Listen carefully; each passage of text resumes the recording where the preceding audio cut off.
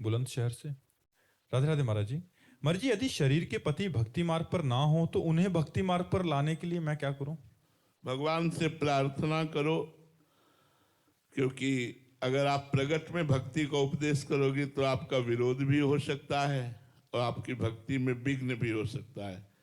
लेकिन भगवान से प्रार्थना करोगे तो कोई घटना घटेगी और भक्ति की वृद्धि हो जाएगी तुम्हारे पतिदेव में। एक प्रसंग आता है भक्तमाल में, अंगद जी नाम के महाभागवत हुए। पहले वो बिल्कुल भक्ति विहीन थे, उनका भतीजा राजा था और वो पूरे राजभोग में मतवाले रहते थे। जब उनका ब्याह हुआ तो उनकी पत्नी इतनी भक्ता निकली कि वो जहां जन्मी थी वहां संत जन आया करते थे, तो सत्संग होता था, साधु सेवा होती थी। तो उन्होंने बचपन में एक गुरु मंत्र ले लिया था, खूब गुरु भजन करती थी। लेकिन जब ब्याह होके आया तो ये पति एकदम भगवान से विमुख, किसी संत पर कोई श्रद्धा नहीं, कोई ठाकुर जी पर श्रद्धा नहीं, बस वही खाना पीना राजसी राजभोग में मस्त रहना। अब उनको तो बड़ी विचलता हुई, न संत चरणामृत मिले, न संत जूठन मिले, न संत दर्शन मिले, न कोई भक्ति के लक्षण। इतनी सुंदर थी कि अंगद जी आसक्त हो गए पत्नी में,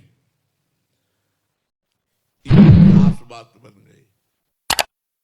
एक दिन उनकी पत्नी के मन में आया कि गुरु जी के वहां तो प्राय दर्शन होते थे, यहाँ गुरु जी को बुलाएं और उनका स्वागत करें, और उनको जब भोजन पवाएंगे तो उनका जूठन भी मिलेगा, और हमारे यहाँ आएंगे तो चरण धोएंगे तो चरणामृत भी एकत्रित हो जाएगा, तो रोज चरणामृत पीने को मिलेगा।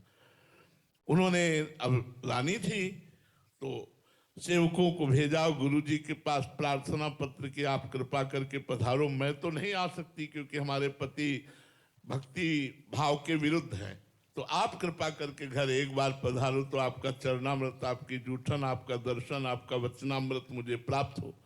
संत बड़े दयार्द होते हैं, वो आ गए, वो चरणामृत उतारी और गुरुजी के चरण दबा रहे थे, पास में बैठे।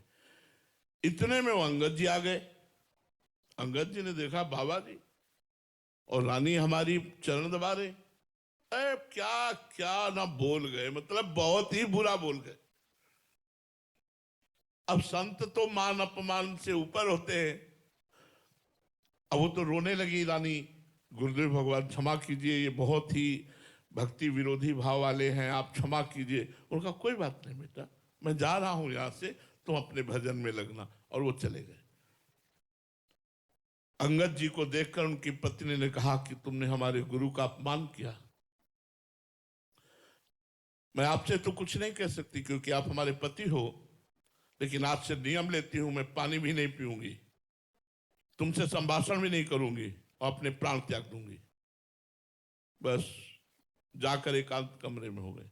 अब अंगद जी व्याकुल हो गए क्योंकि पत्नी से बहुत प्यार करते थे, वो बहुत सुंदर थी, मनोनुकूल, तो एकदम।